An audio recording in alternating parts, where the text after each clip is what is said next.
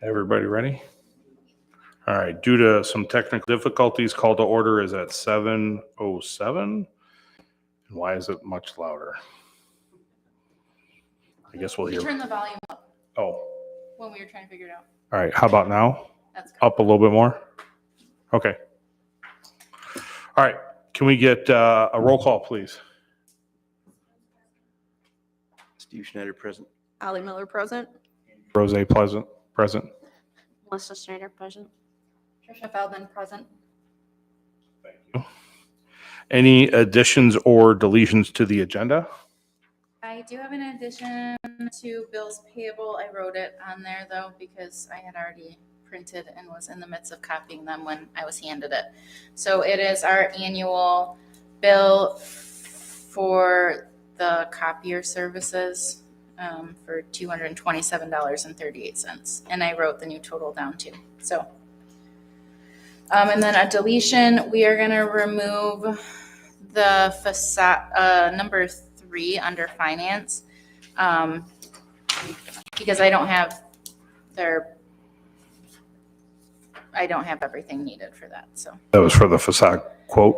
yeah, I was hoping that they would have everything, but they do not yet. So Okay.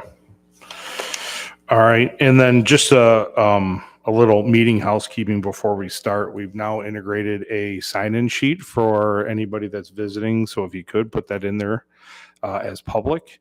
And if you are talking from the audience, we need to have you come up to the podium so we can record it. And also, if you are talking from the board, make sure you're talking into these things. All right. Thank you all. All right. Communications. We'll start off with Lee Young. Seeing you in person. I think every time so far it's been web. Oh no, we saw you in. I saw you at the Lapeer Yes, County thing. That's right. Yeah. Awesome. Yes. Well, it's really nice to be here. I'm really excited to be here. Number 1, because this is my last travel before this baby comes. And number 2, because I really like talking to communities that are interested in the Main Street program. So I have like a 20-minute presentation just about all the responsibilities to get engaged in the program.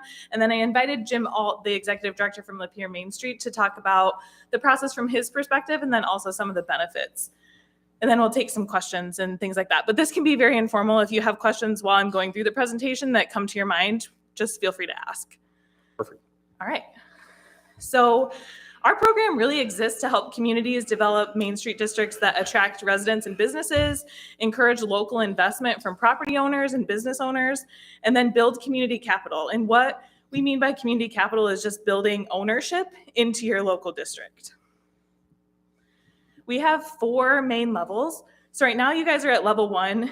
I think some of you have gone through our training series. I know Angela has. I'm not sure if Andy, you have. But you also are participating in our cohort series. So we're meeting 3 times a year with prospective communities virtually.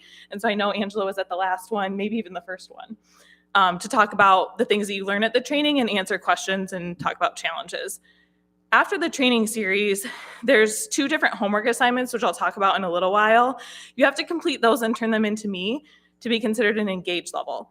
Engaged level communities are ones that want to continue participating in the full Main Street program, but that does require an application. So at the engaged level, you can be there from 1 to 3 years working on that application. The select level is where all of our third-party technical assistance comes into play. That is an application-based level. And so that's why you're working at the engaged level to work on the application. The select level is a 5-year program. We have a 5-year curriculum for communities to implement the Main Street approach into the work that you're doing. And then once you're successful at that, you can move up to the master level. The master level is a 2-year program, but you can renew that every other year for as long as you'd like. So Main Street's part of Main Street America and the National Main Street Center, which was established in 1980 because of the movement and decline of vibrant downtowns due to things like suburbanization, shopping malls, big box retailers, taking business and investment away from traditional downtowns. They have really paved the way for the renaissance of healthy, vibrant downtowns. And by joining Main Street, you'll join a network of 45 state, city, or county coordinating programs and 2,000 communities nationwide that use the Main Street approach. I really like to highlight Main Street America's reinvestment statistics, just to show all the local investment that's gone into traditional downtowns nationwide.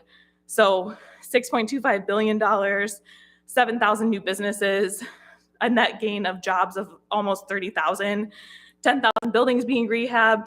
And then my personal favorite is the 1.5 million volunteer hours dedicated to traditional downtown reinvestment. Our program then started as a coordinating program of Main Street America in 2003. So we're celebrating our 20-year anniversary this year, which is pretty exciting. So in partnership with the Main Street Center, we provide tailored technical assistance to Main Street communities at that select level. And the technical assistance includes things like branding, communication planning. We have a business recruitment service. We do provide market data analysis. We focus a lot on board development and training, retail merchandising, and then small business support. But again, we have a really robust 5-year curriculum at that select level and are always piloting and bringing on new services based on your unique challenges and needs. So this is just some examples of the training we provide. Can I ask a quick question? Yeah. For the training directly for the businesses, do you train us to train the businesses, or do you train, if like we have businesses interested, are you or the programs training them? It's a mixture. A lot of it is technical assistance from third-party consultants. So like we have our Optimized Main Street program, or we're partnering with Northern Initiatives, which is a CDFI out of Northern Michigan, to have training specifically for small businesses that you guys get access to. And then you work on a plan with that business to figure out, okay, here are the modules that you can go through via Northern Initiatives. So It's a mixture of both. But like our retail merchandising service would be training directly with the business and not you. Okay. Yeah. This is a map of our 25 participating communities. In your region, Region 6, you have Lapeer and Owasso that are part of the program. I like to highlight our Michigan Main Street Impact Reinvestment statistics. These are things that we ask our communities to gather monthly so that annually we can compile them into our document. So I like to highlight just last year, $60 million in private investment coupled with $8 million in public investment. I really like the 41,000 volunteer hours, 131 new businesses, and then 174 facade and building improvements. And even during COVID, when we were looking at these impact numbers, we saw that Main Street districts still had really impressive reinvestment statistics as compared to some other districts as well. So the Main Street approach is a community-driven economic development strategy that encourages revitalization through two things: historic preservation, because we want to leverage the unique historic assets that you have, and also stakeholder engagement. This program is really about community-driven economic development based on what the community wants to see and the community getting involved versus other economic development programs. We have 8 guiding principles that are pretty self-explanatory, but I do like to highlight that this program is comprehensive. No other program focuses on holistic downtown management like this one does. It's incremental. It's not about that one giant project that's going to see this big catalytic change in your district. It's about the series of small steps that you're taking to see revitalization over time. It is a self-help program, so we provide training, technical assistance, resources, but it's about you guys taking those resources and really implementing them yourselves. It's partnership-based, so we'll work with you on identifying different partners and organizations you can work with to not duplicate efforts, but really merge your efforts towards comprehensive revitalization. We capitalize on existing assets. So again, that goes back to historic preservation, capitalizing on not only the building stock that you have, but the other assets that you have surrounding your downtown. It's quality-based, so we would rather see you work on really quality projects versus having 15 different things you're trying to do. We really are cognizant about being strategic in the work that you do and having like quality things that you're implementing. It's change-based, so you guys know community development can't happen unless the community is willing to embrace change. And then lastly, it's implementation-based. It's not enough to have really good plans. You really have to have a board and volunteers that are committed to implementing those plans. Any questions about the guiding principles? They're pretty self-explanatory. All right, so the Main Street approach has 3 different components then. We'll work with you to identify a community vision. So we'll do things like local surveys and leadership surveys to identify what the community and leadership base really wants to see in your downtown. We'll also then provide you with that market data to understand what the economic realities of your downtown are. Once we know what the community wants to see and what the market can support, we'll help you select a transformation strategy, which is really just a fancy word for an economic development strategy to guide your work downtown. Once we know what your strategy is, that's going to help us guide programming, planning, and investment in your district. And we'll work with you on identifying projects, partners, and the human and financial capital you need to implement your strategy, but to ultimately implement that community's vision. We also work with you on identifying data collection and tracking to be able to understand if you're making an impact over time. So we don't let you leave unless you have goals and measures of success at the end of the day. Everything you do will be around the Main Street 4 points. So this is where the comprehensive downtown management comes in. Everything you do will be underneath one or more of these 4 points. So we'll work with you under the economic vitality, understanding what your existing economic assets are, while also identifying areas for redevelopment or new business opportunities. We'll work with you under design to leverage the unique building stock that you have, but making improvements to that physical characteristics that you have downtown. Organization, again, we'll work with you to cultivate partnerships, but also cultivate resources, both human and financial, for downtown revitalization. And then lastly, promotion, which a lot of people tend to go towards events. We'll work with you on identifying strategic events, but also strategic marketing and promotion for your district. So as you're getting started, there are several questions you need to ask yourself to ensure that Main Street's right for your community. The first one, does your district meet our standards for a traditional downtown? Yes, 100%. I just drove through it. It's a beautiful district. You have some really good assets. Our standards are having 20 or more historic, traditional commercial buildings. You guys have more than that. So yes, you already can check that one off. Is historic preservation important to local citizens and stakeholders?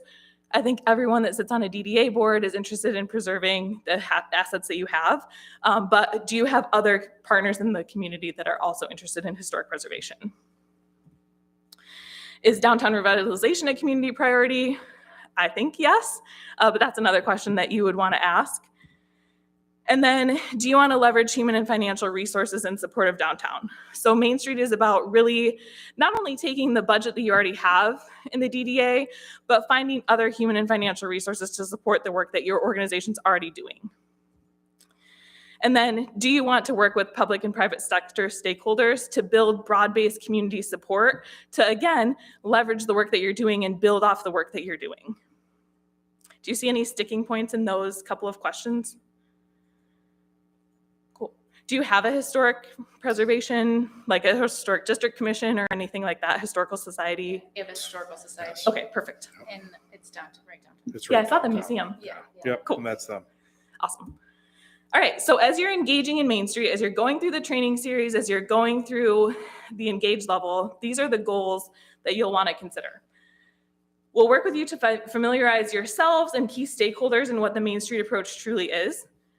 We'll work with you to access tools designed to build community awareness for what the DDA is already doing and what you want to accomplish for your future Main Street programming. We'll work with you to identify local stakeholders and strategies to engage those stakeholders in your Main Street efforts. And then you get to join a statewide network of Michigan Main Street communities and communities that are at this perspective level, just like you are, to ask questions, make connections, and really see Main Street in action. As you're going through the engage level or going through the training, these are the 3 main responsibilities that you'll have to accomplish. First and foremost is identifying your Main Street organization. If you have a DDA, typically it's the DDA that just transitions to becoming the Main Street organization. And what that means is that you simply just commit to adopting the Main Street framework. Your budget becomes the Main Street budget. You just translate it into our budget document so that we can make sure you're being comprehensive with all the funds. We'll work with you on developing and implementing a communication plan and also developing and implementing a fund development plan. The communication plan and the fund development plan are the things that you turn into me to then be at that engaged level. Once you reach that level, I'll give you access to the select level application, answer questions about that, and we can start having one-on-one calls every several months so that I can answer questions, get updates, and things like that. Just another like step-by-step process. So the first step is this Main Street 101 presentation. After this, we'll want the DDA to decide, yes, we're willing to commit to implementing the Main Street 4 points and want to pursue Main Street engagement. Then you'll go through the online training, develop your communications plan, develop your fund development plan. Once you've done that and turn those into me, you'll have that engaged level status. You can stay there from 1 to 3 years. You're implementing your plans and also working on the select level application. We say 1 to 3 years because it can take a community a really long time to build the buy-in from the community level, or if that buy-in's already there, it can be really simple to just then complete the application. Aren't we already through step 2, right? Yes, so this, we briefly talked about this, but the second time I went through the training. Yeah. Because I couldn't figure out how to get in. And, Oh, right. so 4 of us were for the board, and Perfect. then me. So 5 of us went through all of it. Perfect. That's awesome. Awesome. So yeah, you have access to the communication plan and budget, our Excel documents. So if you just complete those and send them in, that's perfect. I'll review them to make sure that they're complete, to make sure you've gone through all the steps, but I also don't have any value judgments on what you put in there. It's more just to make sure that you have that effort and that first starting point of building a budget that lasts for 5 years, because the select level is 5 years. And then also that you've made that cognizant effort to understand who your audiences are and how you're going to engage them. And just for clarification, the budget is no different than our current budget, Correct. correct? Okay. Correct. Yeah, you're just morphing it into our format so that we can see, okay, they've thought about how they're going to spend money in economic vitality, design, promotion, and organization. Okay. And then on the revenue side, we do like to see that there's some private investment via fundraising efforts that supplement the DDA budget. We like to see that because if DDAs ever went away, we wouldn't want our organizations to lose all of the funding that they have. We want you to start thinking about how you can diversify. Not that DDAs are going away, but we did have a scare back in like 2015 and 16. There might have been one here too. Yeah. Yeah, that was from the state levels. That was pretty scary. Okay, so after step 4, after the engage level, once we understand your commitment to applying to the select level, we'll come back and do a community site visit. We'll talk through the select level application, any questions that you have. We'll provide recommendations for how to make a really strong presentation and application at that site visit. So we'll work out what that agenda looks like. We'll also do a tour of the district. So for the Main Street training series, it's online, open to all people for free. It provides a program overview and local community examples. I think that's one of the main benefits, is those local community examples of what a transformation strategy looks like in Lapeer, in Owasso, in Milan, what other communities are doing with the Main Street approach. Best practices, don't solely rely on one staff person. You've already had 5 people go through, which is fantastic. We like to see 80% of your board participate. Have participants do updates or presentations about what you learned, and then really take time to build momentum in that community engagement in the work that you're doing. So outcomes of the training, you start the process of building a Main Street program in your community. You define roles and responsibilities for what your board wants to do and goals that you want to accomplish via Main Street. You identify strategies to recruit and engage volunteers and develop tools to implement those fundraising strategies that I mentioned. You learn about Main Street best practices, and then ultimately determine whether Main Street's right for your community. We get asked all the time, what is really the value of the program? First, it provides a framework and proven methodology for sustainable revitalization. You'll be joining a network of 2,000 communities that also use the Main Street framework to guide their efforts. Not only will you be doing that, but you'll have a strategy that guides the work that you're doing. You don't have to just rely on, oh, is this project right for us? You'll have the market data. You'll have that strategy that say, yes, these are our guiding efforts. And so you'll know that programs and projects are right for you. It engages the community in the future of downtown. A lot of the times community members don't know how to get engaged. They don't know that they could come to this board and ask to volunteer. The Main Street program provides that framework through a committee structure where interested volunteers can come and identify ways that they can get engaged and involved. It allows you to proactively manage the market rather than reacting to external forces. You'll have that market data that says yes or no, these businesses will or won't work here. You'll also have the community's vision saying what types of businesses they want to see in the community. So you can start to say no to different types of development or no to different types of businesses. And then also access to state support, that tailored technical assistance and outside experts. So all of our technical assistance at the select level, like I mentioned, is through third-party experts, and we'll tailor it based on your unique needs and challenges.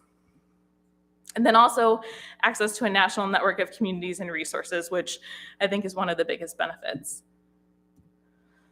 This is a link to our website, which has a link to all of our program resources and the online training link registration.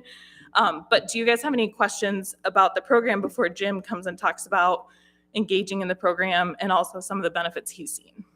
I just had a couple things. So on the one slide you showed, I think over the last 20 years, about 400 million was reinvested. Yeah.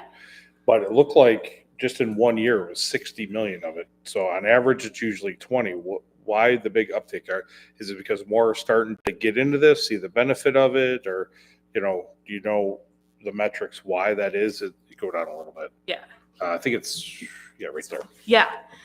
Honestly, I think it was pent up construction and things like that from COVID. Okay. And also construction costs have gone up so high, so that could be skewing the numbers. Okay. And it really ranges from year to year just based on how long it takes to see these development projects occur. Like a lot of our districts could have seen a project start 2 years ago, and then they're finally able to count the numbers. So I think it just has a mixture of all that. You had another question? No, because I think my question would be for if Jim's talking, I'd like to have him communicate like, the why at this level, how, or the how and all that stuff. Yeah. But yeah. Perfect. Question for you. Sure. So our village has been pursuing RRC certification. Is there a benefit to also pursuing Main Street? Do they work together? Yes. So for those of you who don't know, Redevelopment Ready Communities is our second technical assistance program at the Michigan Economic Development Corporation. We are in the same department. We work underneath the same person. So Redevelopment Ready Communities is for municipalities wanting to integrate transparency and predictability into their development review process. So it's all about the village understanding what your processes are for building permits, for development, and having those all documented, plus having master plans and an economic development strategy that guide the work for the whole community. Main Street is exactly those best practices, except for just focused on downtown. So the two programs work really well in hand. We've had lots of communities pursue both programs at the exact same time. And actually it works really well, because as the community is going through the master plan process and you're going through identifying a transformation strategy for downtown, those things can be just integrated together. Same with the economic development strategy. If you have an economic development strategy for downtown, the municipality will obviously want to adopt that into whatever economic development strategy they have for the community. And Jim, they're Redevelopment Ready certified, and also Main Street. So he can probably talk about the benefits of being both as well. Yeah. But yeah, as you're developing best practices for board orientation and training, which we'll teach you in Main Street, all of the things that you do for the DDA can just be taken by the municipality, and you can actually help them meet some of the best practices as well. Yeah. And Katie Higgs, the community planner, was going to attend tonight, but she has a little dog. So that's going through leader training, I guess. So she's like, I have to take him to that. I was like, I get it. She Go for met it. with the village manager and I a couple months ago. Yeah. So as we do, if you decide to pursue Main Street and we do our one-on-one meetings, she'll probably attend a couple of those just to ensure that there's continuity between what the municipality does with RRC and what Main Street's doing. I think we're already committed. Perfect. So. That's awesome. Yeah, I think that's a given. Cool. Yeah. All right. Well, Jim, do you want to come talk about Main Street and Lapeer for a little bit? And then maybe you'll have other questions. Yeah, how you doing, everyone? Good. How you doing? Good. So I'm going to keep mine the same thing, kind of casual. If you have questions, feel free to let me know. But really, yeah, just kind of wanted to touch base on how this program has really benefited Lapeer, and some of the challenges, successes, and really kind of advocate for some of the things that Lee was talking about and how they've impacted us in Lapeer overall. So when we started the program, we've now been a Main Street community for just over 6 years. We're at the master level now.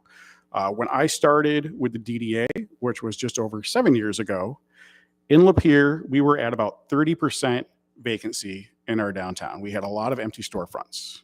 Between now and then, now we get to turn around and say we are at 95% occupancy, which is right where a healthy downtown should be. And the challenge that we currently have is almost on a weekly basis, I have potential businesses reaching out, looking for a space, but now it's finding that right fit.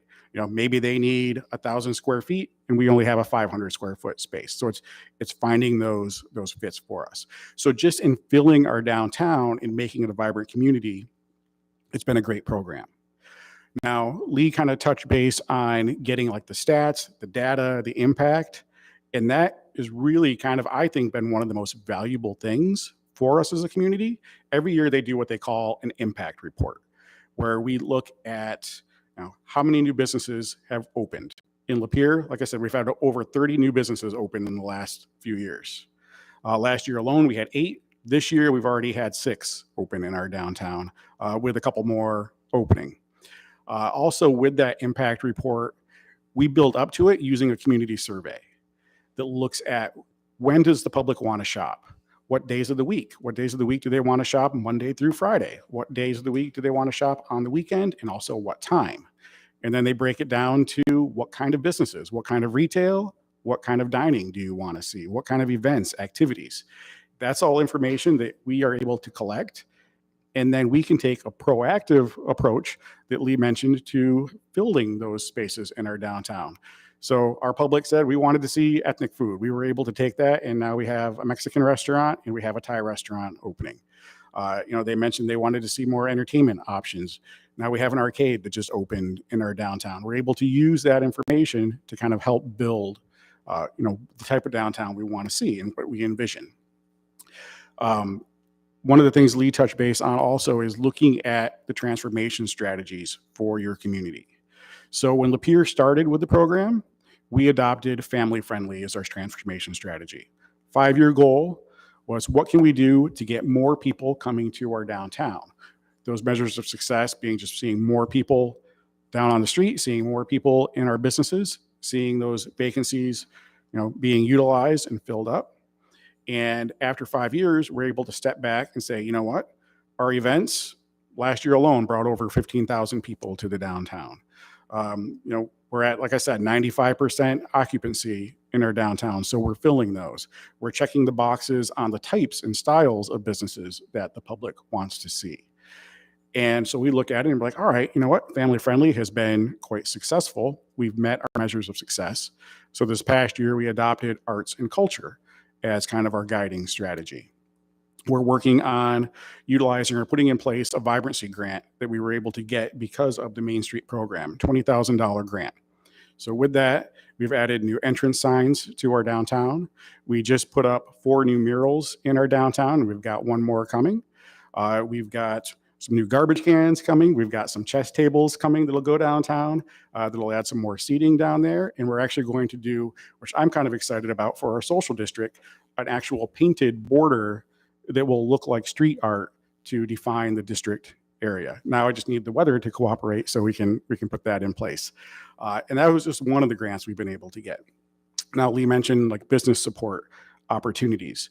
Because of Main Street, we've been able to support small businesses in the downtown to the tune of over $300,000 through grants, through their Match on Main grant, through their vibrancy grants, through technology grants. We've been able to offer those support, which becomes an incentive also for helping to fill that business mix down there as well. So it's been kind of exciting to see that happen. And the other nice thing about it, or the other thing that I'd like to push is, Lee mentioned the networking, building that collection of friends, other communities. And right now in Region 6, kind of lonely. We got Owasso, we got us. So I would love to see Almont in there as well and start to kind of fill up and see some more action in this region down here. So like I said, overall, it's just been a great program. The shift in mentality of our downtown business owners, of the general public, just the excitement, the buzz, and the energy that comes with that has really been motivating and kind of helps drive us and push us forward at all levels. And just to kind of touch base, you mentioned RRC, great relationship between the two. A lot of the data and the information we've been able to collect, as Lee was saying, kind of helped the city get that RRC status. And the nice thing is the information we're collecting through our surveys and through our impact report not only benefits the downtown, but it benefits the city as well, at helping to recruit some of those larger businesses that maybe it's a great business, but maybe it doesn't quite fit in the downtown area. So where else can we look at placing them? So the city can use that information as well. So overall, like I said, it's been a great partnership that we've had through the RRC program and through the Michigan Main Street program. I feel like we've been really fortunate to be able to participate in both. So wanted to keep it short, sweet, but I also wanted to open it up for questions also. I have a couple. So where does Lapeer consider their actual downtown area? Like, I'm used to getting off the highway, coming up, and obviously it's Restaurant Row and all that, but where's actually the downtown So area? our traditional downtown area is the Nipissing Street corridor. And now our setup is we have essentially two districts. So we have our DDA district, which is larger. We made our Main Street area, our Main Street district, smaller than our DDA district. So our Main Street district encompasses the kind of traditional downtown area right along Nipissing Street, and just kind of kicks back one block in each direction. So it's really more of the commercial area, where our DDA district kind of has some of the residential areas as well, and includes like the Piety Hill Historic District also. So the Main Street district is more the commercial area, but that true downtown. Essentially. So The that old courthouse. North of the new courthouse, yeah. Yeah. The historic courthouse is included in the district. Okay. the wood chips is in that area, correct? Yes. Do you feel that's been an anchor for the growth? I mean, they were able to, they kind of bucked the system, stay open while everybody else did. Is that drawing a lot of that into the area, do you think? They've definitely been a great partner Yeah. with it, and they've generated a lot of buzz. Yeah. The owners are, a couple that I talk with on a pretty regular basis, and it's become a nice partnership. So we've been able to support wood chips with assistance through Main Street, both on the financial side, but also the technical side, looking at facade improvements and structural improvements. And then their sister business, Cookies and Cream, we've been able to support them as well, again, with financial assistance and technical assistance. But yeah, to see the energy that they get, and that kind of becomes contagious. There's just another example of kind of everybody getting that more energized perspective for the downtown area. I'm just wondering, because while they stayed open, they used that platform to also not just advertise for themselves, but a lot of the businesses downtown. And, I've heard a lot of great things and changes and stuff going on with the peers. So, and the thing with Main Street is it's a mindset. Yeah. It really is a shift in the thinking, and it's very hands-on. It's proactive. When Lapeer started, my board, I'll be honest, was not very involved. They were not very hands-on. And we've gone through a lot of changes in those years because it is more action-driven, more volunteer-driven.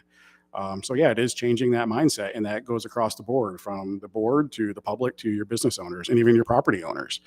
We have a potential big project in Lapeer, and one of the things the property owner is advocating for is if it doesn't fit the characteristics of the downtown, he's like, I'm not going to move forward with it until it meets what we're looking for. Any advice for the board? Because I think over the last year we went through some changes as well, and I think we're becoming a lot more of an active board, right? Any advice for us that are doing that, right? Take advantage of any opportunity you can, but that's the big one, is that just being willing to volunteer, willing to be hands-on, active, help plan, help your director in any way that you can.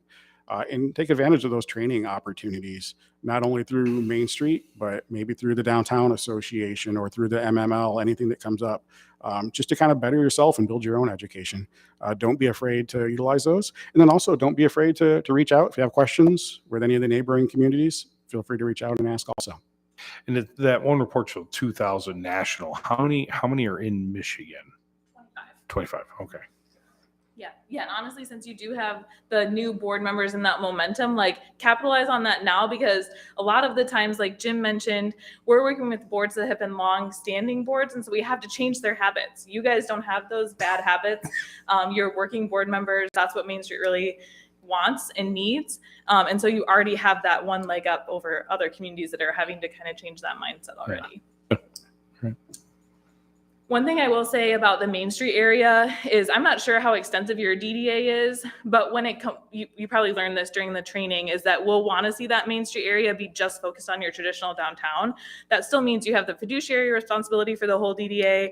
Anything you do for the DDA can benefit the businesses that aren't in that Main Street area. The Main Street area is simply the boundary that you use to gather these statistics. Yeah, it's pretty much, I think we determined, our DDA district runs and it's up there. It's basically from the river that's there south of town all the way up to the most northern light. There's a bank on the corner, but the central business district, which would be from the old theater up through, I think Centennial, is kind of our target area. Perfect. Yeah. Yeah. And you also, when you do your building and business inventory, you only have to do it for the Main Street area and not the whole DDA. It might benefit you to do it for the whole DDA because you'll want to know the business mix, but the only requirement is that it's done for the Main Street area. Okay. And then in terms of other buy-in that you'll want to get specifically from the village council, or is it a commission here? We have Council. Okay, Council, so yeah. village council will also need to sign a resolution or adopt a resolution saying they're in support of the Main Street framework and the select level application, but we'll talk about that down the line. But just so you know, that's another big buy-in you'll want to have. All right. Cool. Any other questions? I don't know, you've been super helpful through all this, right? And Yeah. that one meeting we all met, that was eye-opening as well. Yeah. Yeah. It's wonderful to see that you guys have hired a full-time director, because that's one of the sticking points, honestly. When we Yeah. come to communities, there's a couple of them. The DDA board doesn't want to become the active working board. They don't have the funds or perceived amount of funds to hire a full-time director, which is a requirement. And then also there's not buy-in from the community. So you guys seem like you've already beaten those barriers. And so it should be a piece of cake getting the application done. I will say we're opening our application this fall, and the next ones are due February. I think that might be a little bit too soon, but we'll open the application again in fall of 2024 with a deadline of February of 2025. That year, we'll work together having those like touch bases every other month to figure out challenges, areas of recommendation. But I think that will give you a perfect time frame. Okay. Cool. All right. So Thank you. I go out on maternity leave, but in November, December, we can touch base on where you're at after the July 12th cohort meetup. We can touch base on, hopefully you'll have your communication plan and budget document completed into me. Yeah. Or if you have questions about those documents, we can touch base then. Yeah, I think we commit to having that. Perfect. All right. So I'll set something up with Angela for when I get back. Perfect. Awesome. Well, good luck to you. Thanks. Yes. It's my second, so we kind of know what to expect, except for this one's a boy and we have a girl. So that'll be different. Oh, well, glue down anything that you don't want Yeah, broken. That's all Yeah. I say. Thank you. Yes. At this point, I told Jim, I'm comcounting down the work weeks because this is miserable. Well, Thank you all. thank you for coming out. Yeah, Yeah, absolutely. thank you both for coming. Yeah, Thank you thank for you. All right. Moving on to the next communication is bylaws. Do you want to take this one since you are the, I'll take this one, yes. Okay. Okay, so I had a conversation with Doug Tuma. There was a meeting I wasn't at, but I was able to watch online about the conversation with who is allowed to be on our board, not on our board. And there's been some back and forth on you have to be a business owner and everything. But talking with Doug and in this attachment here is some links to actually the law.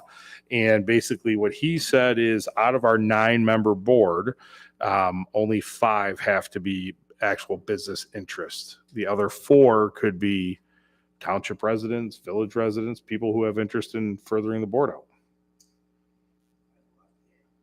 You have a lot to add, and we'll add. So, first, foremost, we always have to concede when we weren't right about something.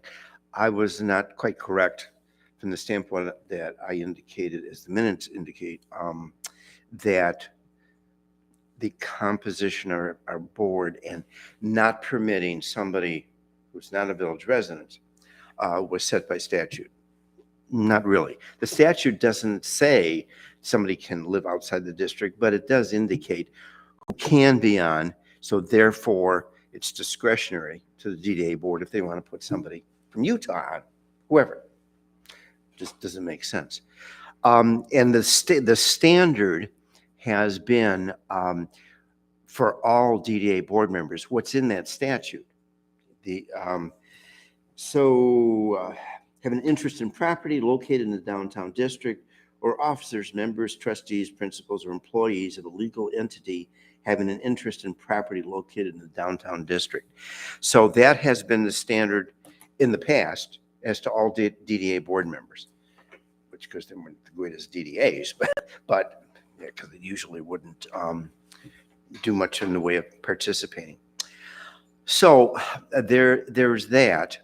And so even though it wasn't set by statute, we had a policy, which me and previous DDA boards had in place, that we were not going to appoint DDA board members who were not residents of the village, from the standpoint that we wanted that close affinity with the village, which was the icing on the cake as to that issue. Was we had a clear perception that the township administration was not that interested in what happened in downtown Almont. Some explicit statements to that effect. So it's like, okay, you don't care? Well, we do. So there was that perception. And in addition to that, bringing somebody in that was not a member of the village and sharing what was going on with the DDA, and sharing that with the township, which is a certain level of either disinterest or animosity because we cost money, that was kind of an inhibition as well. And in this particular instance, as raised by Mr. Dodge, he is not only a resident of the township, but he's actually on the township board. So that raises lots of concerns from my standpoint. It's unfortunate from the standpoint that I, and probably a lot of us, have a lot of respect for Rick. I mean, he seems to be he strikes one as a very valuable member of the community because he gets very involved and he attends so many meetings of whatever governmental body it is. So that presents a bit of a quandary. So the DDA board can nominate whoever it wants to nominate, and then it sends its nomination to council, and then the president appoints that person and seeks council ratification of that appointment. So that's a process into the future. And the council is presently tussling with issues of local control. There's another appointed official of the village, of another governing body within the village, where residency issue has come up. And we're tussling with that right now because there is some strong sentiment that, well, if you're not a member of this village, then you don't belong in that governing body. And that's in it's in motion right now. And it has, in fact, our next council meeting, July 5, that is going to be, that very issue is going to be on council's agenda. And it's going to be a tussle. We don't know where that's going to go. My position is you're either a resident of the village. If you're not, bye. And there are others say, well, guy brought some good things to the table. But, you know, you have to have standards. And from my standpoint, you should be a member of the village. So I'm not saying that with any definitiveness that it cannot be somebody, let's say, like Mr. Dodge. But there's all that on the table, just so you know what's happened historically and where it's, if the board decides to nominate him, what's going to be, what he's going to be facing. True. And when I looked into it, it wasn't necessarily for Rick, right? We've had this issue come up with our old treasurer who lives in the township and doesn't have a business in town. She was on our board, right? So if it's good for one, why is it not good for the other? So I just wanted to get clarification officially from the person that has to represent us in a lawsuit that, you know, the way our bylaws work and the way the statute works, as long as we have a majority of the 9 have that business interest, we're okay. Right now, to that point, with our new makeup of the board and the efforts we're doing, and we're being a more active board, my 2 cents is I'm not just taking everybody. We don't need somebody to fill a seat. We need somebody to be a good, productive member of the board, right?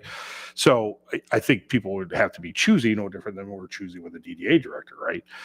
But just so for clarification, there's nothing really we have to do. Our bylaws are already there, but as we're talking with people, if people are interested, just so there's no confusion on who or what or can, per what we have it is. And again, does not mean we have to select them, pick them. I mean, the board could vote on it and you could take it to village council and it gets turned out as well. That's hard to say. But I just wanted it for clarification so everybody knows it's in writing. That's good. That's really what can be done. So It opens the door, and I don't disagree at all with Doug Tuma's legal opinion. Yeah, he's right. So the door is open, and I hadn't studied the statute sufficiently to know that, that sets the highest legal standard. Our bylaws just can't be more restricted than what's in the statute. But correct. Yeah, Doug was correct. Yeah. Yeah. Okay. Does anybody have any questions on that at all? No? Okay, good. Just want to clarify that. So going forward, just in case we get some applicants, we can't just walk and say you're not a resident anymore. So, but we'll review them on merit. All right. Thank you. All right. Your turn. Doug Tuma again. We're getting our dollars worth. I reached out to our attorney regarding a social district because I've been given differing opinions on whether our potential social district could cross Van Dyke since it's an M road. I was told definitively no before, and then when I was with Katie Higgs, she said that I don't think that's true. She said I've seen social districts that have an M road running through them. So I reached out to our attorney. He said you can read it, that it took some research, but he believes that a state road can be in a social district. I reached out to the MLCC district agent. I haven't heard back yet, but it's a little bit exciting. Obviously, it would be up to village council to approve that, but it's still with the caveats. You still have to have 2 sponsoring businesses on that side of the road, or no, we can lump them in together. Okay. So Right. our next step is just waiting on a response from whatever Yeah. initials you said that was. 'Cause obviously we want to support them as much as we can and handcuff in one corner, although that one corner has the option for 3 to make it. We don't want to preclude the other one. So to me, if we can make it happen, I think that's awesome. So especially as you're seeing all the goodness that's coming with some other stuff. So, okay, cool. Thank you. And then what's the next step? You hear back, you get the blessing. If that's the case, we just have to make a motion to bring it in front of village council to get the approval, right? Okay. yeah, village council would be the next step. Okay. All right. Any public comments on agenda item? Public? No? Okay, good.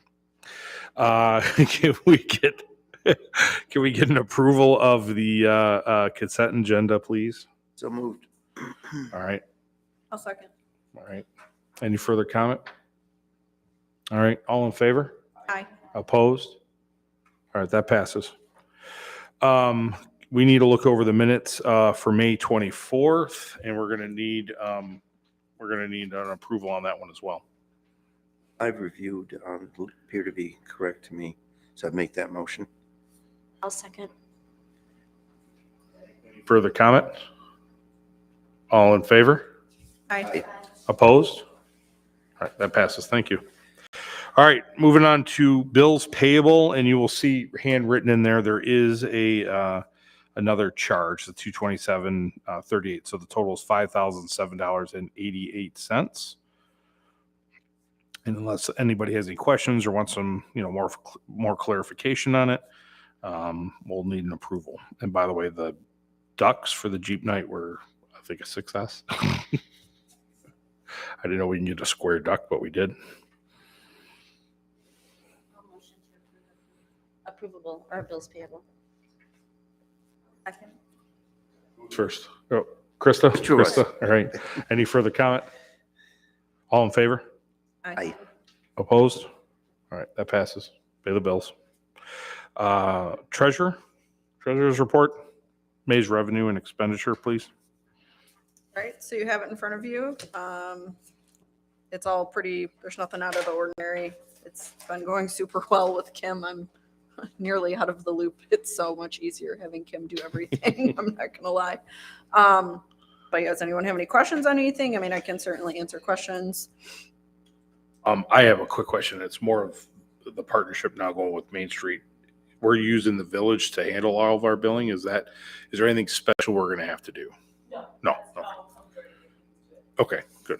That's good to hear too. He just switched over and it has been, Yeah, it's more just like making sure that you're like some of our communities that have been doing it for forever don't get like updated reports, and so they don't actually have that accurate financial picture. But as long as you're getting the updated reports, have the accurate financial picture, because ultimately you guys are the ones in charge of the money. So as long as you're getting that, it's perfect. Oh, the village is, we have our reports.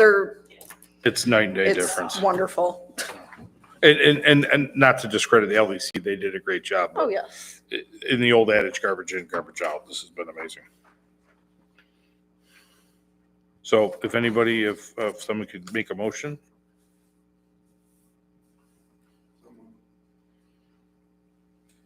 I have a question though Sure. on, is it true that we're over budget on the Heritage Festival? So this is last year's budget that I was not a part of creating. So everything will be balanced out for the end of the year, but I cannot speak to the budget that was created previously. So And then water, we're already over budget. that's because there was an issue last summer, I believe. And this is that's why the this is still fountain, last fiscal year. right? This is not the So new fiscal year yet. the water was shut off because there was such an issue. The fountain was cracked or something. So Yes. they shut off water to it to accommodate for how much water we were billed for. Right. That's what that's from. Yeah, it was basically just leaking water to the Yeah. ground.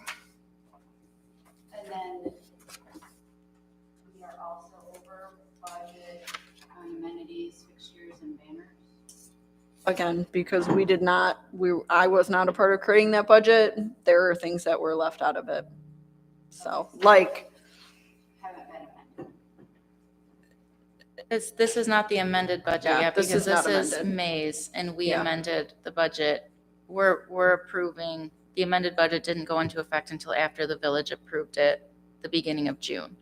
So we're a month behind. Right. So next month you'll it see. should look The right. You'll see amended. it different, yes. Yeah. So right now we have Steve making the motion. I need a second. Chris, a second. Any further comment? All in favor? Aye. Opposed? Oh, passes. Thank you. May check disbursement, need motion to approve on that.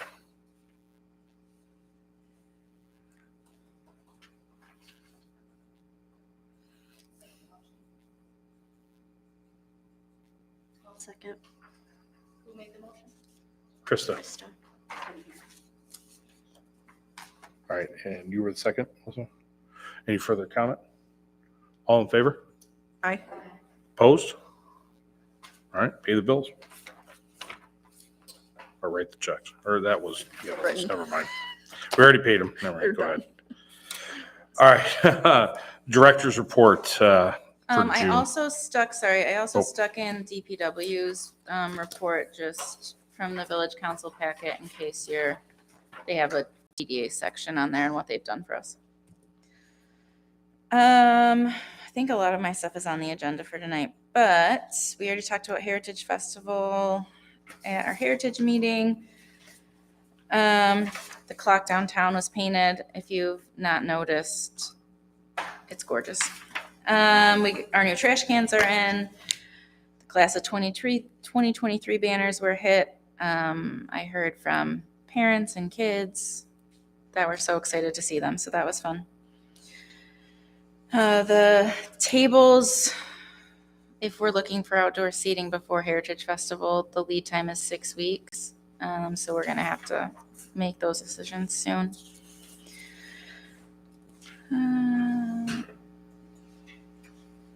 Their committee meeting on that? We're gonna have to schedule one Okay. tonight. For finance, right?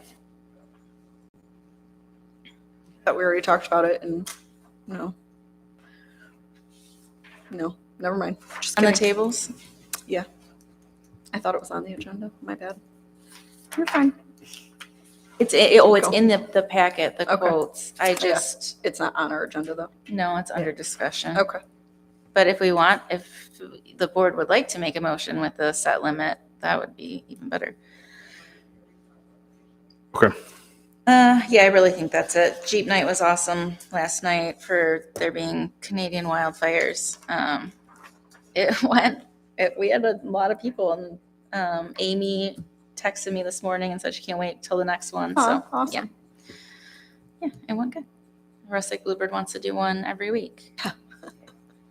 So I think we're still in the infant stages, but we could definitely support something other than just Jeep. We talked, again, officially, we talked about this the last meeting, but truck night or tailgate night or muscle car night or something, just once a week, bringing them in. Roots, you said, had specials. I don't know. Had specials and Rosa's had specials too. And Steve Francis from the Smokehouse came to Jeep Night and said he'd be happy to bring down his mobile bar. He has a mobile liquor license and he's happy to be a part of anything we want him to be a part of. So, It's good to see. And he's got a Fun. real fast Jeep. yeah. All right. Thank you. New business from the finance committee, the facade grant guidelines. You want to talk to the proposed updates on that? So it's basically all changed. So I hope you all read it before you got here because it's a lot. But what we did basically in general was we upped the facade grant from 5,000 to 10,000 if they were updating more than one face of the building. So if they were doing a front and a side, front side and a back, 4 sides, doesn't matter, but the max is 10 right now if we adopt this change.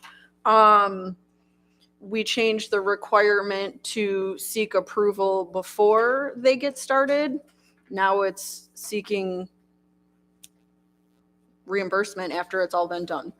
None of us could understand a need to get approval because it says multiple times throughout it. And we kept those parts that they have to stick to the guidelines of the village. They have to, do all the things that they're supposed to do. So there's no reason for them to come to us with their plan beforehand and then submit their final numbers and all that. So, It was put in place essentially because they wanted to control over it. But it doesn't work out so well. So I also think we only meet once a month, and when you have, someone who's wanting to get a project done that in already crazy lead times right now, to delay it an extra month seems.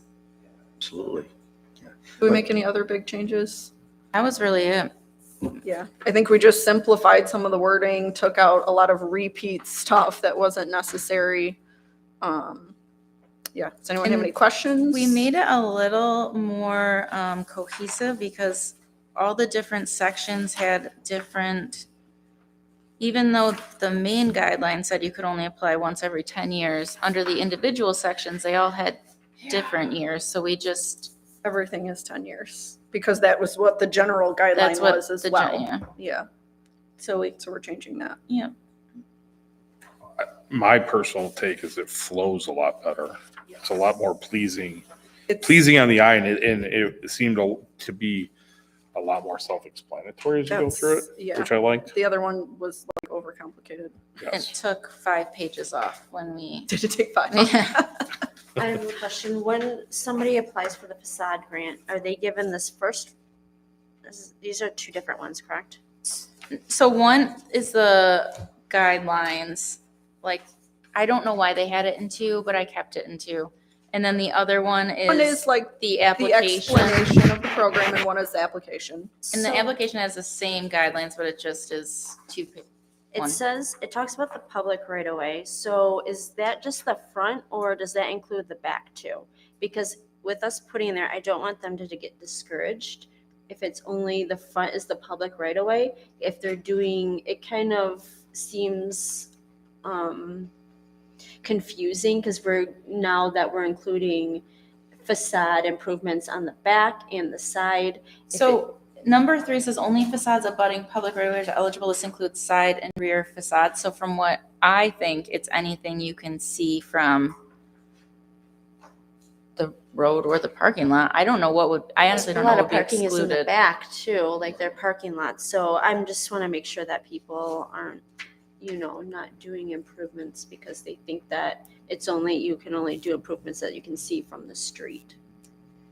That had been the approach in the past. That was the primary. I think the only exception we've had in the past was Dr. Camigo's place. I think that there were some improvements in back and DDA approved it, if I recall correctly. But other than that one, yeah. And part of what's good about this is, the flexibility and just being able to look at what's being put on the table and if it sounds like it's something that's beneficial.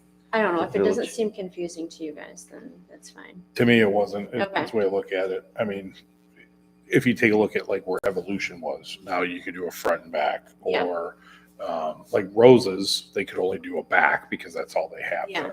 there. So to me, no. I guess my only question would be like, let's say it's Maria's. They have a front, a back, and a side. They technically could do all 3. Correct? It's Okay. still capped at 10. Right, So, right. but Still yeah, kept if they it. did the front and the side, yeah, Yeah. that counts. Okay. Because there's an alley there and Right. it's a right of way, in my opinion. Okay.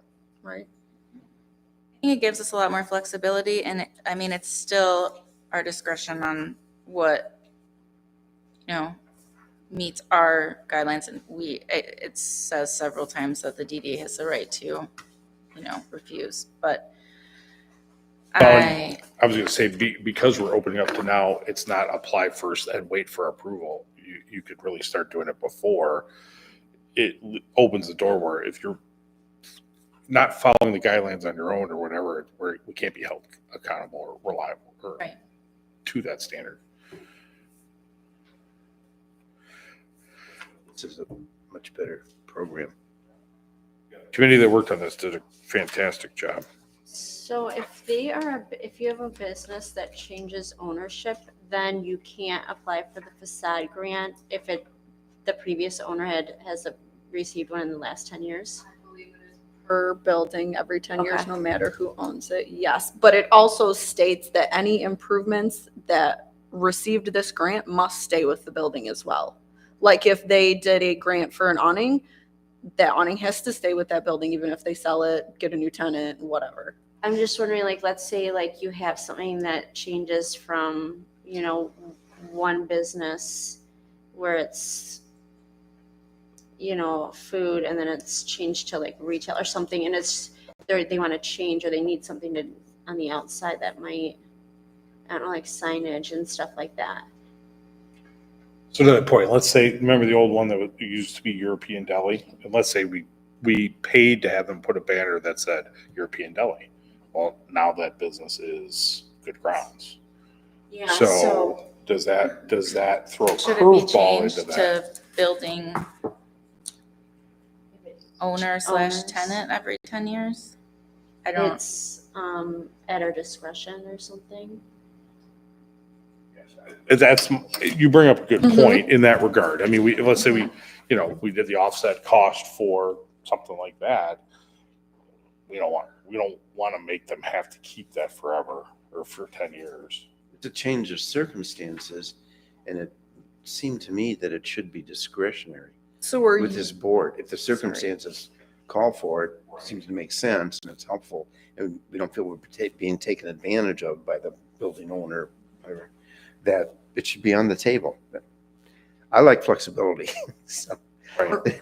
I are agree. we thinking signage would be the only thing? Yeah, I mean, if you Yeah. put paint on it, unless, I mean, changing paint color, I don't know. I mean, but if it's good paint, it's good paint. Right. Yeah. Exactly. Like, Right. I don't think, because you bought a building that's black and, Right. you prefer red, Yeah. should we, and it was just painted 5 years ago? I don't know. I think maybe it's more for the signage.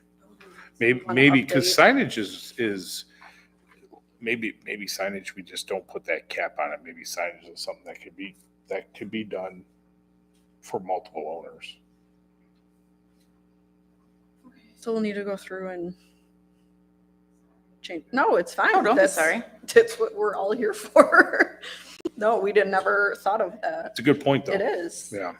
It And really maybe is. that's one thing that could be, as you write it, maybe that is out of that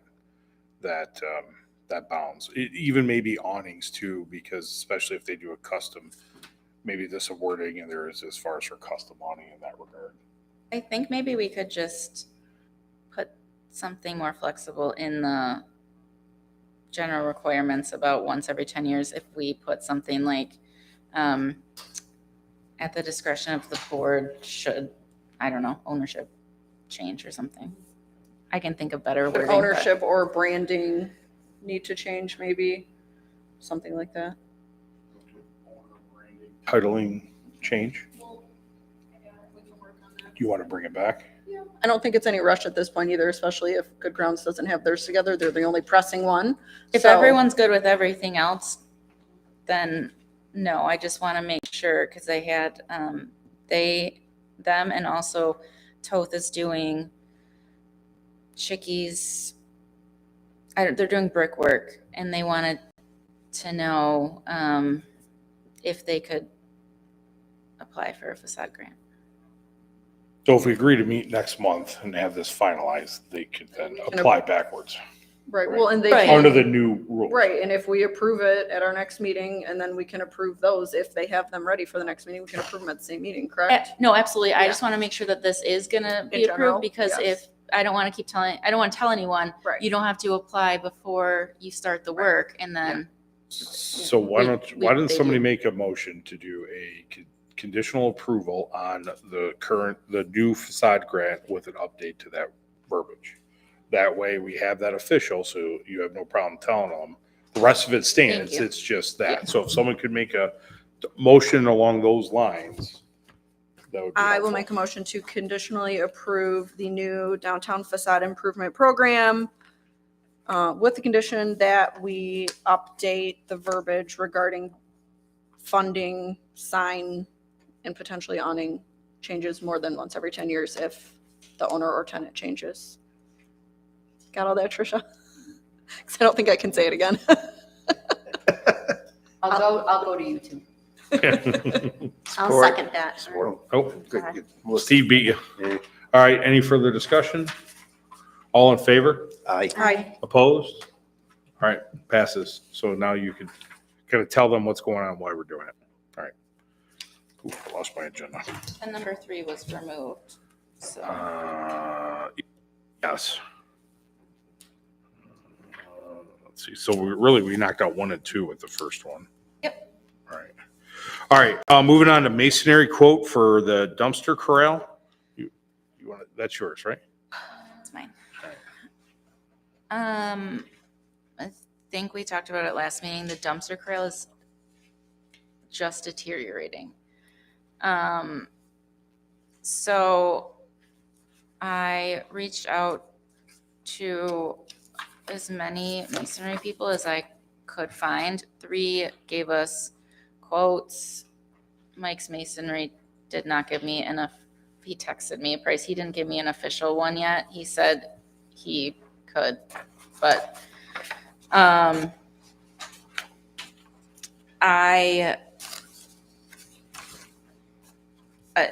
I reached out to quite a few that said the job was too small to even come out for. So Orlando wanted 4,000. Integrity wants to redo a lot. Their quote is high. However, he wants to, like with Mike's, he just wanted to reset the loose caps. Oh wait, nope, that was for the dumpster enclosure. On the water fountain, he just wanted to tuck point the 2 corners. Integrity wants to basically replace all of the cracked brick. So their quote is significantly higher, but he wants to do a lot more work, not just to make sure that it doesn't get to this point again. So I know it's a lot more. Right, and I think it's hard because none of these 3 quotes are them doing the same things. So does anyone have any level of better comprehension of what needs to and should be done?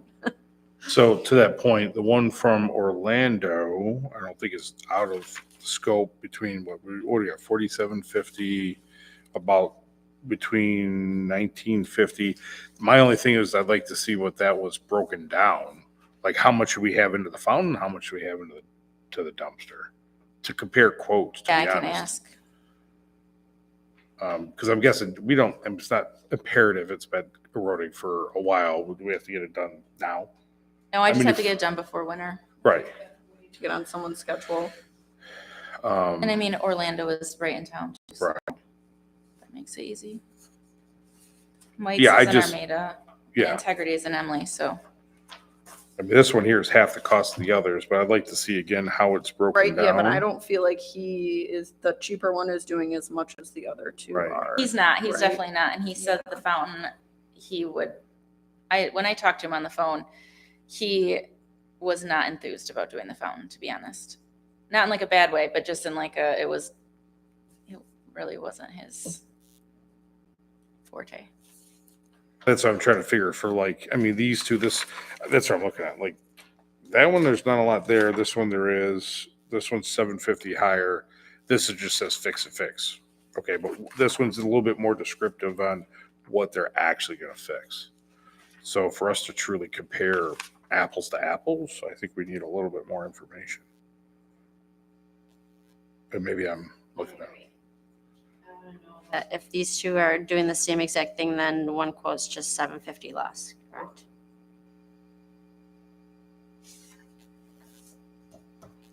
So maybe table this to get some more information, or what's everybody's thoughts? I can get I can get something more broken down from Elise.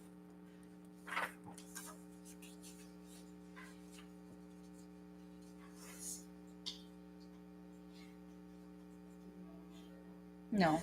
And go as far as to show her Integrity's quote, block out prices, and be like, this is what someone else is offering us. Like, can you offer us the same thing and tell us which price is? Like, make sure they're apples to apples, honestly, in my opinion. I don't have to block it. I can just type it out. I can say, is it Okay, yeah. like this and this? Yeah.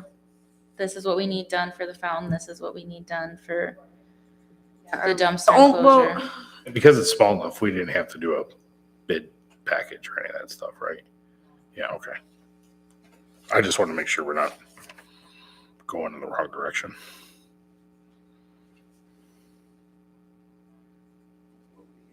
Sketchy, so. Yeah, it's just not enough. Yeah. yeah. I'd like it to be a little bit more detailed. We had more detail on the guy that was painting the. Right, the clock, right? that had 2 pages on painting clock, but you know what you're It's getting. amazing. Right. Yeah. Yeah. All right, so let's table that one till we get some more details the next meeting. All right. All right. So number 5, add signer to account. I forgot, we need to add to the agenda under both of adding and removing. We need the Tri-County account, but we also need the Facade Corporation PNC account. Oh, all right. Well, do we want to add those as Only a two separate separate line? motions, but they can fall under the same Okay. sections. So first is add a signer. Let's go through that. So Tri-County bank account will remain open to accept Square payments. Our current treasurer is not on the account and should be. So we need a motion to add Holly Miller to the Tri-County bank account. If you remember, the vast majority now, everything is here, but we're just keeping it open so we can start taking those type payments. So we can make a motion on that. Okay. Any further discussion? That was quick. Chris is really excited. Yeah. I make a motion, but I prefer you not to use the Almont branch. Won't be. Nope. Nope, I don't think we're Thanks. going back there anymore. Yeah. All right, all in favor? Aye. Opposed? All right. So next one is remove signer from the account. Fax the Tri-County bank account as a previous treasurer that listed as signed. We need a motion to remove Krista. No, you can't do your own, so don't do it. As excited as you are from that account. So moved. All right. Support. All right. Any further discussion? All in favor? Aye. All right, that passes. All right, so the other ones we have to add. So going back is that in another area? No, I didn't. No. Right. So Facade Grant Corporation, that was that 2 years ago we talked about that, Steve? 3 years ago? May have been when I first started. I don't even remember. But so we have a bank account in PNC that nobody seemed to know about. At the time frame, I know they made some changes. I don't even remember what they were. What the Facade Grant Corporation is where we can actually do a loan out to businesses at a reduced rate from the bank, and then make a markup on it so we can make a little revenue on it and kind of act like as the lender. It's been sitting out there. What we learned about, or the reason why I came back up, is we didn't file taxes for this. So the auditors didn't even know about it. So we're working through them. But in that discovery, we have learned that the current signers on the Facade Grant Corporation are Tracy Pawinski and Kim Shaw. No laughing from the peanut gallery. Which Kim should never have been a signer on anything per our bylaws and all the rules in the world. So anyway, what we need is a motion to remove those two, and we're going to need motions to add 2 signers to that account. So 2 separate motions, so that way minutes we can get everything over. So if someone can make a motion to remove Tracy Pawinski and Kim Shaw from the PNC Facade Grant account.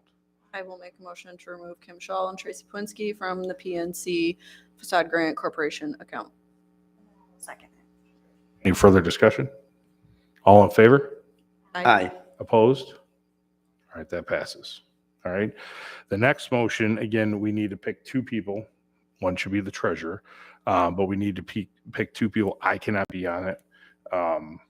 Everybody knows why, but somebody else.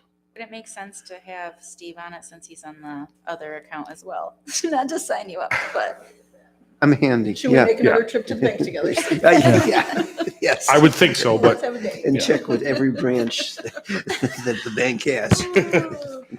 So- One in Pittsburgh. no, yeah, this one's, PNC. So if that's the case, whoever makes that motion, these 2 can't be involved. All right, I'll make a motion to add Steve Schneider and Holly Miller to our, as signers to our PNC Facade Grant Corporation bank account. Second? Chris, the seconds. Any further discussion? All in favor? Abstain, right? Yep, you guys have to abstain. Yeah, abstain. So the rest, and I have to vote now because they had to abstain. So I'm an aye as well. So all 4 of us, I think you have to record that us 4 did that vote.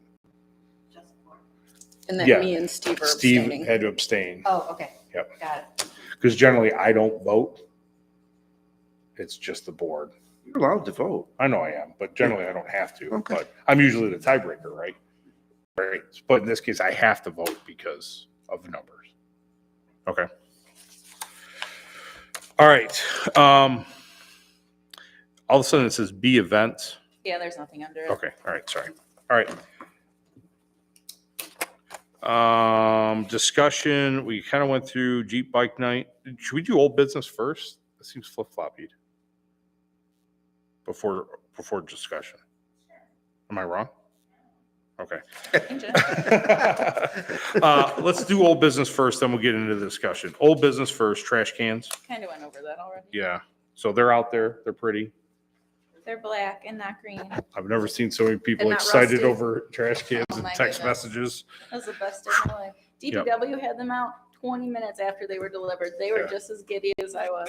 Yeah, they're tired of emptying trash cans full of water. I've asked for weekly updates on how nice it is to empty them, and they're always excited. Yeah. Clock painting we already went through. Okay. It's beautiful as well. Yes, it does. All right, discussion. Jeep and Mike bike night. Anybody have anything more on that at all? Talk about adding a cruise night. Do we need to talk about it? Are we gonna do it? I think or- a cruise night and a tailgate night would be so fun. And But then we have that's going to be 3 Tuesdays a month of things to do. Tailgate night. Tailgate night and a cruise night. I know I'm tied up 2 Tuesdays a month, you know, don't teaching have to do shooting Tuesdays sports. either.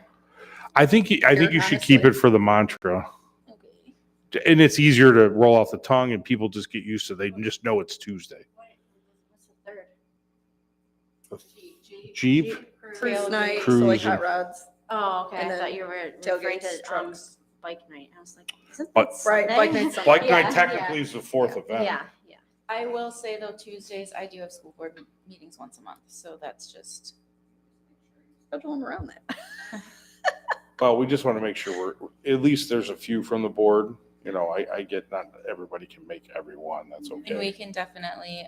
I know what Tuesdays I have them, so we can, Probably irrelevant, but first and third Tuesdays are council meetings. Whatever. You want us to have it in this parking lot? Yeah, Have it right here for you. We could do that. But what? And we went with Tuesdays and Jeep night, not to compete with Romeo, right? Right. Romeo's is Wednesdays. We went with that Tuesday because it was best case scenario for June with everyone being out of town and stuff. What if we start small and just do the opposite of village council nights? Let's not bite off more than we can chew. Just add one more for now. second and fourth Tuesdays. Second and fourth Tuesdays for now. That works for me. Yeah. And I would just do the cruise one for now. I would worry about trucks maybe next year then, if we're gonna We add. could do Jeep and tailgate together. Good. Science yet, so So you can start adding ORV. I'll drive my truck. that's not me. That's council. But, Get ready, ORVs. council person. oh, okay, Or V night. always ready. For whatever comes. Well, get ready. I'm going to make that proposal. Yeah. Flexibility, right? Keep a broad mind when I come. Right. All right. So we're committed to do second Tuesday and fourth Tuesday. Cruise night on second Tuesday. Cruise night on second Jeep Tuesday. night on fourth. Do you want to incorporate Jeep and tailgate or just keep it Jeeps? You're the Jeep people. You Jeep people. Will you Jeep people be offended if we combine trucks with your special Jeep night though? Right. I don't know. I don't think Can people be we offended, duck but like, trucks? right, and we can't duck trucks. No, please so- don't. You don't want to duck? No. Every Right, time no. you- Truck No. people don't want ducks. No. No. I'm good with whatever, but if we want to keep it simple right now, just keep it Jeep, then keep it Jeep. We can always add that later. Yeah. Maybe- Okay, so maybe when I advertise, I could be like tailgates welcome or something. Yes, Cute. Yep. You know, that's cute. in an all-inclusive world now. ORVs are not for village ordinance. Right. Give me a Sorry. minute. Give me a minute. All right. That was more discussion. Outdoor seating. I kind of touched on that during my director's report too. I put some quotes in here. I've got I know you guys in the past went with American Eagle Precast to quote for outdoor seating. They are significantly cheaper. However, they do not know what ADA compliance is. They said to me, we don't know what that is. But That's rich. so I did put another quote. And they do have some ADA compliant in both round and rectangle. So my thought was we don't have to get them all from the same,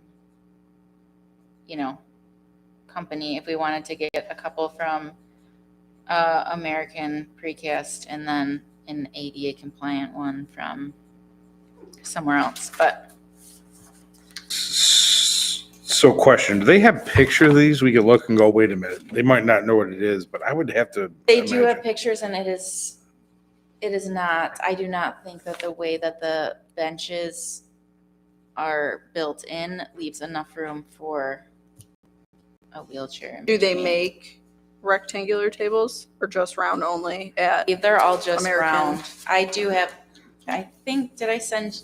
They do have a, They have a Picnic rectangle bench. picnic table. Yeah. 'cause oh yeah, I rectangle picnic table. was gonna say, because I thought when we And I just- discussed this, they had one that was built further out to one side. And That was a couple years ago. Just the freight is so much cheaper if we could get It it. is. Well, from- that's what I I mean, mean. obviously, because we're shipping from Detroit versus New York, Mhm. like the shipping is outrageous on the other Right. one. And it's also significantly cheaper. Like in getting a rectangle picnic table, would it not be compliant because they can go to the end? I Or don't, is that not okay? I don't know. I mean, I can would tell you have if the park, so the benches at the park we did are ADA compliant only for one sticks out further on an end and the other one just has the bench area removed.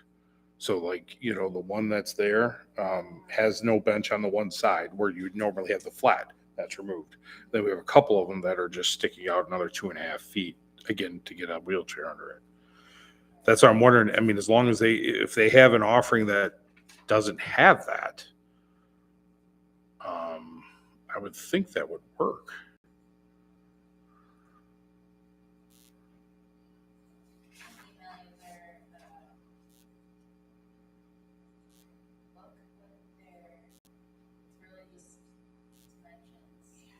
That's what I was It's thinking. not- It's not great. It's, Their prices are great.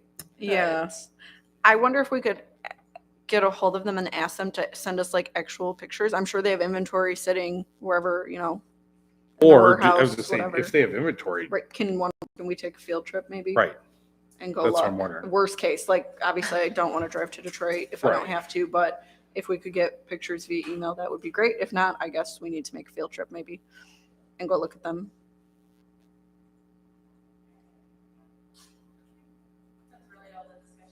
I just wanted. But yeah, if we have to some be- prices in people's minds.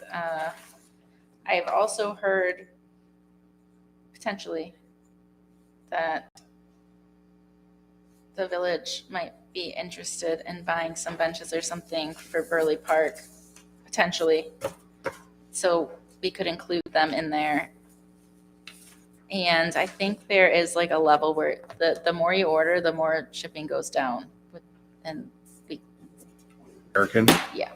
I mean, they're $475. That's deliver and not offload with a crane truck and operator Yeah, and helper. I mean, yeah, I know. it's not. that's what we need. Mhm.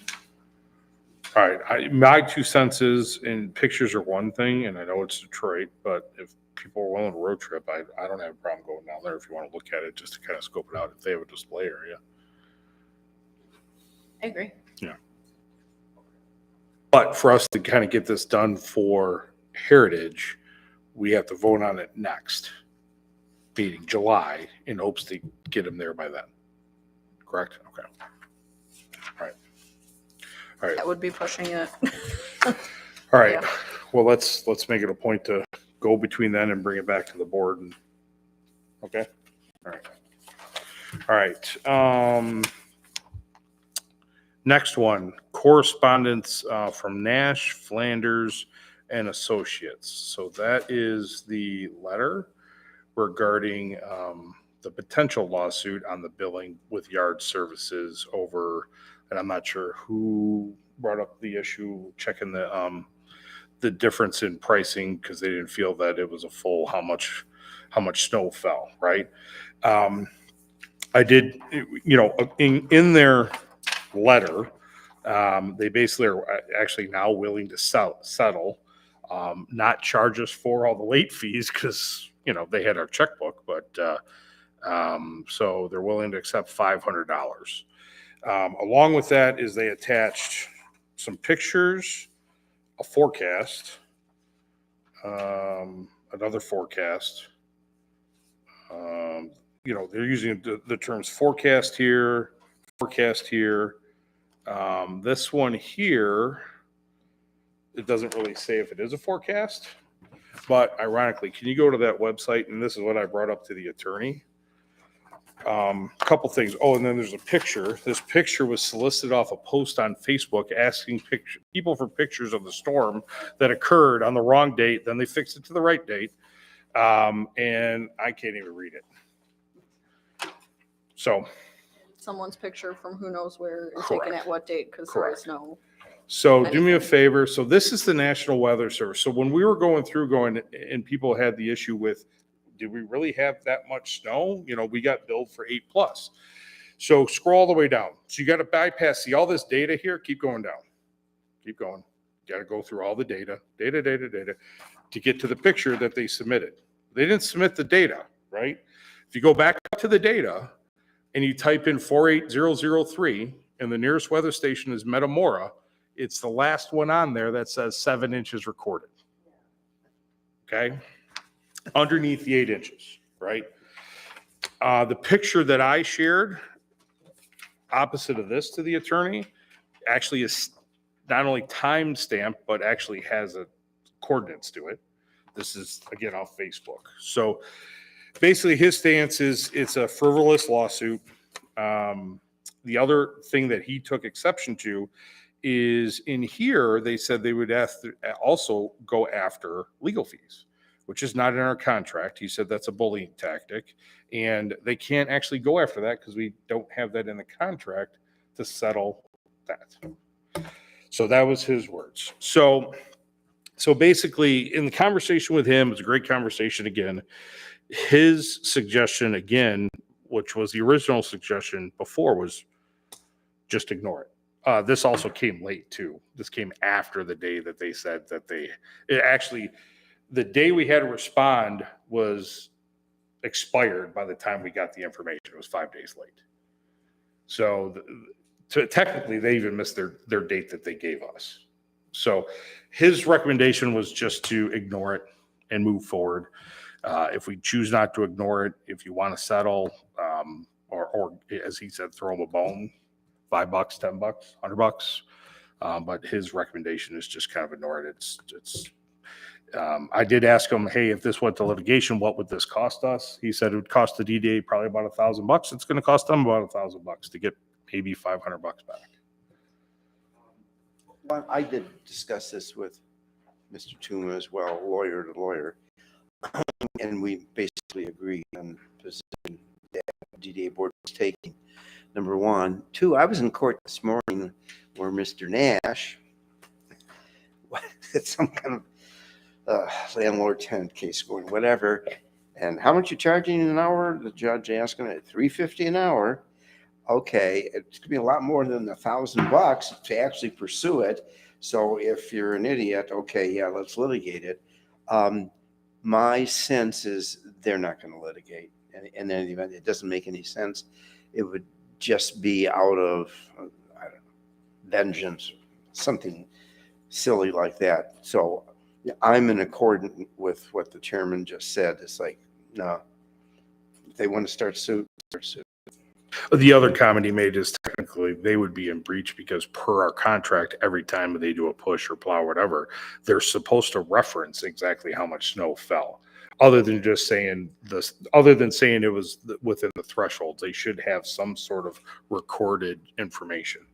Ironically, I actually went to, and I don't remember the acronym for snow plowing people. I guess they can get a certification.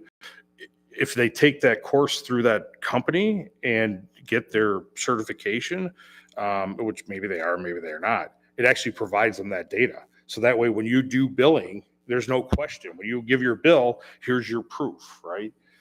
We've never got that on one of the bills. So, and unless somebody, we don't even really have to make a motion or anything. It's just, unless somebody feels we shouldn't just ignore it like we have been, we just stay on that course.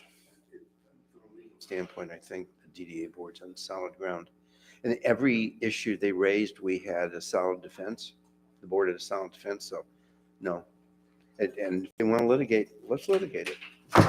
And that was his stance too. Oh, and also for the board's record, we did have Holly go through and check all the other bills just to make sure that there was no, because he said we had the right to go back through the last 3 years of contract to make sure that we weren't overbilled on anything.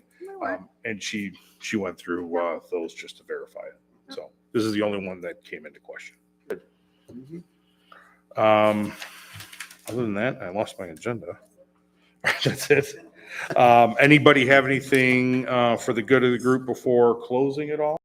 Public comments, non-agenda. Oh, I'm sorry. Public comment, non-agenda item. I found my what? It's a circus up here. Leave it alone. All right. Now, any board questions or comments?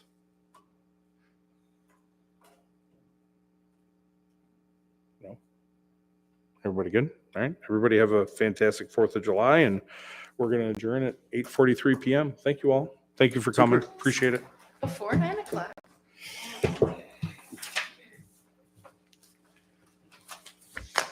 How do we get computers like Village Council? Because I'd rather just scroll. No offense to Angela. I know she puts it all together, but in the sense of saving paper, I don't. Yeah.